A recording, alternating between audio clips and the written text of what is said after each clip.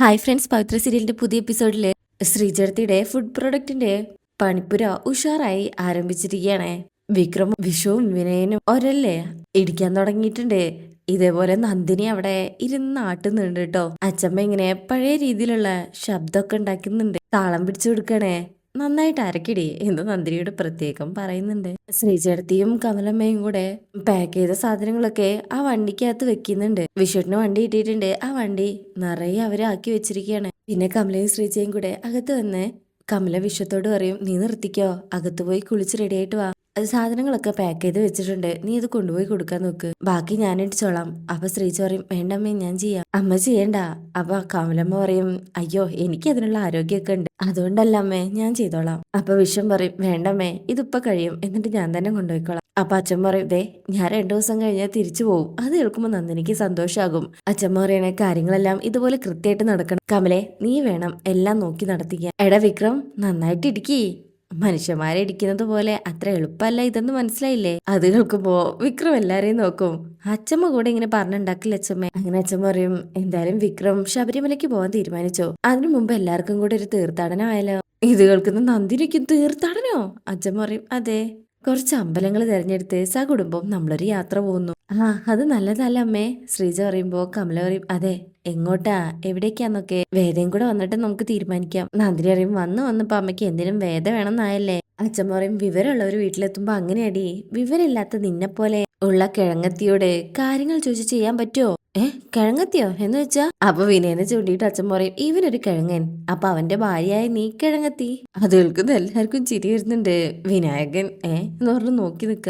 അതിനെല്ലാം ഡെയിലി പണി നിർത്തിയോ? വേണ്ട, തുടങ്ങട്ടെ എന്ന് പറഞ്ഞ് തന്തം തിരക്കിട എന്ന് പറഞ്ഞ അച്ഛമ്മ താളം പിടിക്കാൻ തുടങ്ങും. അവര് വീണ്ടും ഇടിക്കാൻ തുടങ്ങാണ്. നന്ദിനി അരക്കിടി, അരയ്ക്കുന്നു എന്നും പറഞ്ഞുകൊണ്ട് നന്ദിനി ദേഷ്യം പിടിച്ച് അരയ്ക്കുന്നത്. ശേഷം അവിടുന്ന് കട്ട് ചെയ്തിട്ട് പിന്നീട് കാണിക്കുന്നത് വേദ ദീപ്തിയുടെ കോളേജിലേക്ക് വന്നിരിക്കുക. ദീപ്തി അപ്പൊ വേറൊരു ആൺകുട്ടിയുടെ ഒപ്പം ഇങ്ങനെ നടന്നു വരുന്നത് കാണാണേ. വേദ അവിടെ നിൽക്കുന്നത് കാണുമ്പോ ദീപ്തി അടുത്തേക്ക് ചെല്ലും. വേദ പറയും, എനിക്കൊരു കാര്യം സംസാരിക്കാനുണ്ടായിരുന്നു. മനസ്സിലായി. വേദ പറയും, നമുക്ക് അങ്ങോട്ട് മാറി നിൽക്കാം. ദീപ്തി പറയും, ഇവിടെ നിന്ന് പറഞ്ഞാ മതി. അപ്പൊ വേദ പറയും, ദീപ്തി എന്നോട് സത്യം പറയണം, നിനക്ക് ആരോടെങ്കിലും അടുപ്പുണ്ടോ? ദീപ്തിക്ക് ഉണ്ടെങ്കിൽ. വേദ പറയും, ശ്രീചേർത്തി പറഞ്ഞപ്പോ ഞാൻ കരുതി നിന്റെ ഏതെങ്കിലും ഫ്രണ്ട് ആയിരിക്കുന്നേ. അപ്പൊ സംഗതി സത്യമാണല്ലേ? ദീപ്തി പറയും, ഹോ, അപ്പൊ ഞാൻ പോകുന്നിടത്തൊക്കെ ചേച്ചിയുടെ വക സർവൈലൻസ് ഉണ്ടായിരുന്നല്ലേ? വേദ പറയും, ഞാൻ പറഞ്ഞു വിട്ടൊന്നുമല്ല, ശ്രീചേർത്തി യാദൃശ്ചികമായി കണ്ടതാ. സീരിയസ് ആയിട്ടാണോ അതോ വെറും തമാശയോ? ദീപ്തി പറയും, ഹോ, അതറിഞ്ഞിട്ട് വേണമായിരിക്കും ഭർത്താവിനെ ഇടപെടിക്കണമെന്ന് തീരുമാനിക്കാൻ. വേദ എങ്ങനെ ഞെട്ടും, നീ എന്താ മോളെ ഇങ്ങനെയൊക്കെ പറയുന്നേ? ഒരിക്കൽ നിങ്ങളുടെ ഭർത്താവ് അങ്ങനെ ചെയ്തോണ്ട്. ഇത് കേൾക്കുമ്പോ ദീപ്തി എന്ന് വേദ വിളിക്കും. അപ്പൊ ദീപ്തി പറയും, ഈ തീരുമാനം എന്റെ ഇഷ്ടപ്രകാരം എടുത്തതാ, അത് വിവാഹത്തിൽ എത്തുകയും ചെയ്യും. ഒരിക്കൽ നിങ്ങളുടെ ഭർത്താവ് അവനെ തല്ലിച്ചതച്ചതാ, ഇനി എന്റെ തീരുമാനത്തിന്റെ പേരിൽ അതിന് വീണ്ടും ശ്രമിച്ച വേദജി, ദീപ്തിയുടെ ശരിക്കുള്ള സ്വഭാവം അപ്പോഴാ അറിയാൻ പോകുന്നത്. വേദ എങ്ങനെ ഞെട്ടിപ്പോകും. നിങ്ങൾ ജീവിതത്തിൽ നിങ്ങളുടെ ഇഷ്ടം നടപ്പാക്കിയില്ലേ, എന്റെ ഇഷ്ടത്തിന് ഞാൻ ജീവിച്ചോളാം, നിങ്ങളുടെ ഭാഗത്തുനിന്ന് ഉപദേശവും വേണ്ട, സപ്പോർട്ടും വേണ്ട. അപ്പോഴേക്കും ആ പയ്യൻ അങ്ങോട്ട് ഹെൽമെറ്റ് വെച്ച് വരികയാണേ. വേദയ്ക്ക് ആളെ മനസ്സിലായിട്ടില്ല കേട്ടോ. ദീപ്തി ആ ബൈക്കിൽ കയറി അങ്ങ് പോകും. വേദ ഇതൊക്കെ കണ്ട് ഷോക്കായി നിൽക്കുക. അതിനുശേഷം പിന്നീട് കാണിക്കുന്നത് വിക്രം ഒരു സ്ഥലത്ത് ഇങ്ങനെ നിൽക്കാട്ടോ. വേദ ഉണ്ടാവും നടന്നു വരുന്നേ. വിക്രം ചോദിക്കും, എന്താ ഇങ്ങോട്ട് വരാൻ പറഞ്ഞത്? വേദ പറയും, പറയാം, വണ്ടി എടുക്ക്. എന്താ ഒരു സസ്പെൻസ്, പറ, വണ്ടി എടുക്ക്. അപ്പൊ വിക്രം പറയും, വർക്ക്ഷോപ്പില് ഒരുപാട് പണിയുള്ളതാ, വേഗം തിരികെ പോണം. വേദ പറയും, ഓ എന്നാ പിന്നെ ഇയാൾ പോ, എന്റെ ഒരു കാര്യത്തിന് വിളിച്ചപ്പോ അത്രയ്ക്ക് തിരക്കായോ? വിക്രം പറയും, ഓ നിന്റെ കാര്യത്തിനാണോ? വേദയ്ക്കും, പിന്നെ നാട്ടുകാരുടെ കാര്യത്തിനാണോ? വിക്രം പറയും, എന്നാ കേറ്. അങ്ങനെ വണ്ടി എടുത്ത് അവരവിടെ നിന്ന് പോവുകയാണ്. വിക്രം അതിനിടയിൽ ചോദിക്കുന്നുണ്ട്, എന്താ കാര്യം? വേദ പറയും, പറയാന്നേ. ഓ ശരി, എപ്പോഴാ രഹസ്യം കേൾക്കാൻ വണ്ടി നിർത്തേണ്ടെന്ന് പറയാമോ? വേദ പറയും, കുറച്ചുകൂടെ പോട്ടെ, അല്ല വൈകിട്ട് അമ്പലത്തിൽ പോയോ? വിക്രം പറയും, ഇല്ല. വേദ പറയും, എങ്കിൽ പിന്നെ അങ്ങോട്ട് പോയാലോ? ഓഫീസിൽ നേരെ അമ്പലത്തിലേക്കോ? കുളിക്കൊന്നും വേണ്ടേ? ഓ ഞാൻ അകത്ത് കയറുന്നൊന്നുമില്ല, വിക്രം തൊഴുതിട്ട് വന്നാൽ മതി. അങ്ങനെ അവര് ക്ഷേത്രത്തിലെത്തിയിരിക്കണേ. ഇറങ്ങുന്ന സമയത്ത് വിക്രം പറയും, അപ്പൊ എന്തോ സീരിയസ് ആയിട്ടുള്ള കാര്യമാണല്ലോ, എന്താ? ദൈവസന്നിധിയിൽ വെച്ച് തന്നെ ഉത്തരം കിട്ടേണ്ട ഒന്ന്. വേദയുടെ മുഖം ഭയങ്കരമായിട്ട് വിഷമത്തിലാ നിൽക്കുന്നേ. വിക്രം ചോദിക്കും, ഇയാളുടെ മുഖം എന്താ വല്ലാണ്ടിരിക്കുന്നേ? ഞാനിന്ന് ദീപ്തിയെ കണ്ടിരുന്നു. ശ്രീചേർത്തി പറഞ്ഞ കാര്യമില്ലേ, അത് ഞാൻ അവളായിട്ട് സംസാരിച്ചു. വിക്രം ഇത് കേൾക്കുന്നതും പൊട്ടിച്ചിരിക്കും. വേദയ്ക്കും, എന്താ? വിക്രം പറയും, പോയി ഇയാളും അങ്ങനെയൊക്കെ ചിന്തിക്കാൻ തുടങ്ങിയോ? എന്റെ വേദ, ഇങ്ങനെയുള്ള കാര്യങ്ങൾ നമ്മൾ സംസാരിക്കാതെ വിടാ വേണ്ടത്. വേദ പറയും, അങ്ങനെ വിട്ടുകളയാൻ തന്നെ ആദ്യം തീരുമാനിച്ചത്, പിന്നെ തോന്നി അവൾക്ക് റിലേഷൻഷിപ്പ് ഉള്ളത് ആരുമായിട്ടാണെന്ന് അറിയണമെന്ന്. വിക്രം ചോദിക്കും, എന്തിന്? അവളുടേത് റിലേഷൻഷിപ്പോ? പുതിയ കുട്ടികളുടെ പോലെ സിറ്റുവേഷൻഷിപ്പോ ആയിരിക്കാം. അതിന് നീ എന്തിനാ ഇത്രയ്ക്ക് ടെൻഷൻ അടിക്കുന്നേ? അവൾ എന്റെ അനിയത്തിയല്ലേ വിക്രം. വിക്രം പറയും, ആ ഇതേ അധികാരാ വേദ എന്റെ വീട്ടിലേക്ക് വന്നു കയറിയപ്പോ വേദയുടെ അച്ഛനും അമ്മയും ഏട്ടനും ഒക്കെ പ്രയോഗിക്കാൻ തുടങ്ങിയത്. അത് തന്നെയാ നീ ഇപ്പൊ പ്രയോഗിച്ചുകൊണ്ടിരിക്കുന്നത്. വേദ പറയും, തെറ്റ്. ഞാൻ അവളെ കണ്ടത് അതിനു വേണ്ടിയല്ല. വിക്രം ചോദിക്കും, സപ്പോർട്ട് ചെയ്യാനോ? വേദ പറയും, തീർച്ചയായും. അവൾക്കൊരാളോട് ഇഷ്ടമുണ്ടെങ്കിൽ തീർച്ചയായും ഞാനതിന് സപ്പോർട്ട് ചെയ്തിരിക്കും. അപ്പൊ പിന്നെ ഈ ഡിലെമ്മയുടെ ആവശ്യമൊന്നുമില്ലല്ലോ. സപ്പോർട്ട് ചെയ്താ പോരെ?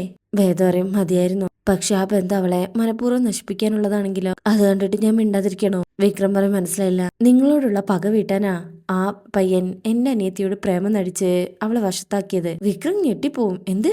നീ എന്തൊക്കെയാ പറയുന്നേ? അതെ വിക്രം. വിക്രം പറഞ്ഞതുപോലെ റിലേഷൻഷിപ്പോ ഷിപ്പോ ഒന്നും അല്ല എന്നെ അലട്ടുന്ന പ്രശ്നം. ആ പയ്യൻ മുൻപ് വിക്രം ആക്രമിച്ച ആരോ ആണ്. ആ പക വീട്ടാൻ അവൻ എന്റെ അനിയത്തിയെ ഉപയോഗിക്കുക. വിക്രം ഞെട്ടിപ്പോവും. ആരാത്? ആരാത്? വേദ പറയും, അറിയില്ല. പക്ഷെ അയാളും വിക്രവും ഇഷ്യൂ ഉള്ളതായി അവൾക്കറിയാം. ഇനി അങ്ങനെയൊന്നും ആവർത്തിച്ചാൽ അവൾ വെറുതെ ഇരിക്കില്ലെന്ന് എന്റെ മുഖത്ത് നോക്കി പറയുകയും ചെയ്തു. വിക്രം ആകെ ഇതെല്ലാം കേട്ട് വല്ലാണ്ടായിരിക്കണേ. വിക്രം എന്താ ഒന്നും പറയാത്തെ? അയാൾ ആരായാലും അയാളുടെ ലക്ഷ്യം ദീപ്തി മാത്രമായിരിക്കില്ല. ദീപ്തി മുഖേന എന്റെ കുടുംബം കൂടെ ആയിരിക്കും. അവസാനം ഇതെല്ലാം നടന്നത് ഞാൻ കാരണമാണെന്ന് സ്ഥാപിക്കാൻ എന്റെ അച്ഛനും ചേട്ടനും ഒരവസരം കൂടെയാവും. വിക്രം പറയും, താനൊന്ന് സമാധാനിക്കേ, ഞാനൊന്ന് അന്വേഷിക്കട്ടെ. ആരാ എന്താന്നൊക്കെ അറിയട്ടെ. താൻ വണ്ടി കയറ്. അല്ല അമ്പലത്തിൽ കയറുന്നില്ലേ? വിക്രം പറയും, ഇല്ല, താൻ കയറ്. അങ്ങനെ അവര് തിരികെ വീട്ടിലേക്ക് പോവാണ്. ശേഷം പിന്നീട് കാണിക്കുന്നത് വീട്ടിലാണ്. മാഷ് ഇങ്ങനെ ഉമ്മർത്തിരിക്കുമ്പോ വിശ്വം വീട്ടിലേക്ക് തിരികെ എത്തിരിക്കുകയാണ് വണ്ടിയിലെ. മാഷ് വേഗം അടുത്തേക്ക് ഓടി ചെല്ലുന്നുണ്ട്. കമലയും ഇതേസമയം അച്ഛമ്മയും ശ്രീജയും വേറെ ഫുഡ് പ്രോഡക്റ്റ് ഒക്കെ ഉണ്ടാക്കിക്കൊണ്ടിരിക്കണേ. വിശ്വേട്ടന് എത്തിയിട്ടുണ്ടല്ലോ, എന്തായിട്ടുണ്ടോ എന്തോ? അച്ഛൻ പറയും, എല്ലാം ഭംഗിയായിട്ടുണ്ടാവും, നീ ചെല്ലേ. അങ്ങനെ ശ്രീജയും അച്ഛമ്മയും പോവാണ്. എല്ലാം കഴിഞ്ഞ വിശ്വേട്ടാ? വിശ്വം പറയും, പിന്നെ അടുത്ത തവണ എല്ലാം കുറച്ച് കൂടുതൽ വെക്കാൻ പറഞ്ഞിട്ടുണ്ട്. അമ്മ പറയും, ആഹാ അത് കൊള്ളാലോ. അച്ഛൻ പറയും, ഡിമാൻഡ് ആയ സ്ഥിതിക്ക് ഇനി പയ്യെ പയ്യെ കുറച്ച് കറിപ്പൊടികൾ കൂടെ വെച്ച് തുടങ്ങാം ശ്രീജയ്. ഞാൻ ചില കടകളിൽ സൂചിപ്പിച്ചിട്ടുണ്ട്. അവിടെ അച്ഛമ്മയുടെ സ്പെഷ്യൽ സാമ്പാർ പൊടി വെച്ചങ്ങ് തുടങ്ങാം. എന്താ ശ്രീജയ്? ശ്രീജയും അത് പറഞ്ഞ് തലയാട്ടും. ദാ ക്യാഷും കണക്കൊക്കെ ഇതിനകത്തുണ്ട് എന്ന് പറഞ്ഞ ബാഗ് കൊടുക്കണേ. ശ്രീജ അത് വാങ്ങിച്ച് മാഷടുത്തേക്ക് ചെല്ലും. അച്ഛ ദാ. മാഷയ്ക്കും ഇതെന്തിനാ എനിക്ക്?